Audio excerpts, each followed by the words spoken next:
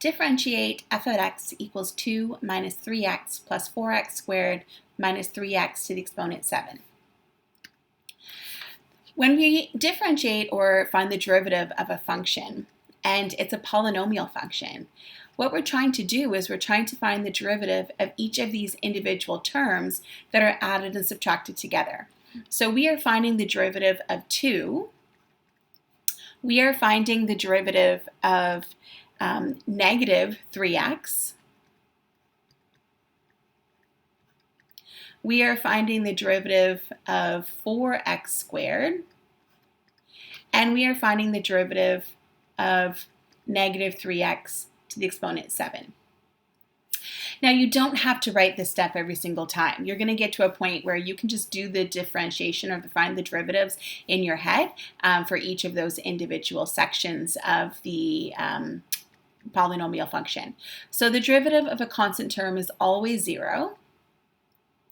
The derivative of negative 3x, so when we have this constant term out front, we're just going to keep the constant term out front, and then we find the derivative of x. And the derivative of x,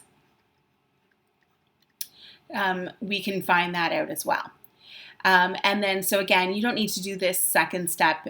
Eventually, you're going to get to a point where you can do this without that. And then I'm going to take the constant term out of this part and just find the derivative of x squared. And then I'm going to take the constant term out of that section and find the derivative of x to the 7. So 0 doesn't change anything, so I don't have to worry about that anymore. So negative 3, and the derivative of x is just 1. We've seen that before in a previous example. Then I have my plus 4, and I need to find the derivative of x squared. So the derivative of x squared, I'm going to take the exponent, multiply out front, and then the exponent is now going to be 2 minus 1, which is 1, but we don't have to write the exponent of 1 on the variable.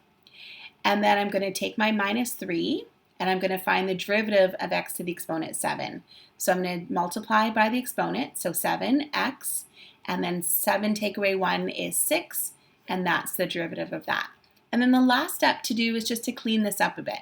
So negative 3 plus 8x minus 21x to the exponent 6.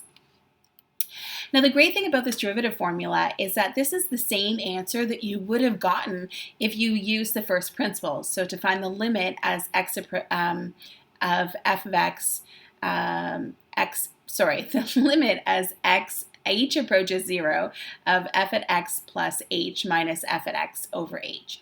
And so we can find the derivative very easily now, knowing that we can find the derivative of polynomial functions without using that first principles formula. Let's take a look at another example. So if I have g of x equals 1 over x minus 2 over x squared plus 5 over x to the exponent 5, I'm going to rewrite this g of x so that I no longer have any fractions. I'm just going to write my exponents as negative exponents instead. So this is going to be x to the negative 1 minus 2 times x to the negative 2 plus 4 times x to the exponent negative 5. And now I can go ahead and find the derivative of this function using the power function rules that I know already. So I'm going to take the derivative of x to the negative 1. So I'm multiplying by negative 1 and then x. And then my exponent is going to be negative 1 take away 1, which is negative 2. I'm going to take my negative 2 and then I'm going to multiply it by the derivative of x to the negative 2. So I'm going to multiply by negative 2. X, and negative 2 take away 1 is negative 3. I'm going to take my plus 4, my constant term of that expression, and then multiply it by the derivative of x to the negative 5. So multiply by negative 5, and negative 5 take away 1 is negative 6. So this is going to give me negative x to the negative 2 plus 4 x to the negative 3 minus 20 x to the negative 6. And good mathematical form says that we want to express these exponents as positives. So this is going to be negative 1 over x squared plus 4 over x to the exponent 3 minus 20 over x to the exponent 6. Let's take a look at one last example. If I have h of x is equal to the square root of x minus the cubed root of x over x. So what I want to do here again is I want to just rewrite this expression. So this is going to be x to the 1/2 minus x to the 1/3 over x. Now I know that I can separate this exponent or this expression into two parts. So really this just means x to the 1/2 over x minus x to the 1/3 over x. Okay, because that's just a property that I know about adding and subtracting fractions. I can just separate those into those individual parts. And that might be helpful now to just rewrite this as one base with an exponent.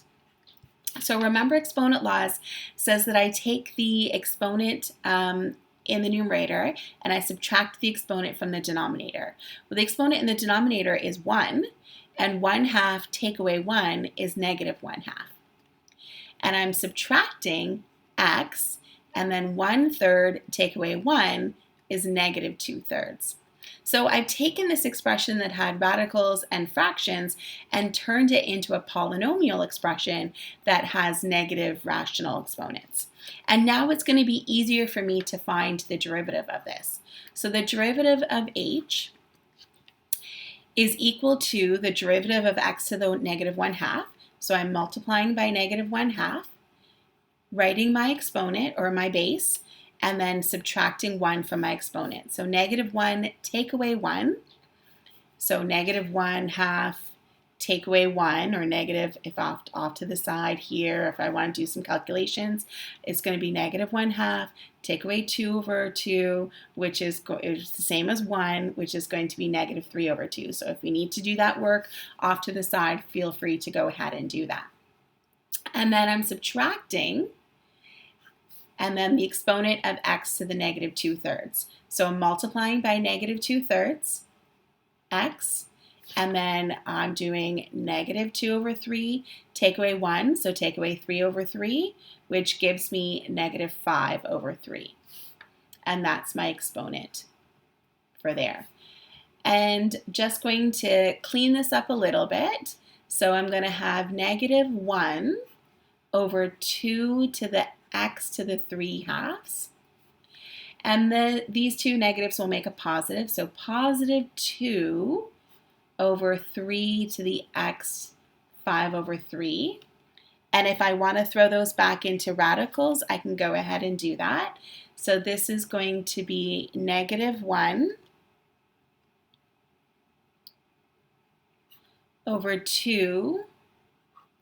And then this is going to be the square root of x cubed plus 2 over 3 and the cubed root of x to the exponent 5.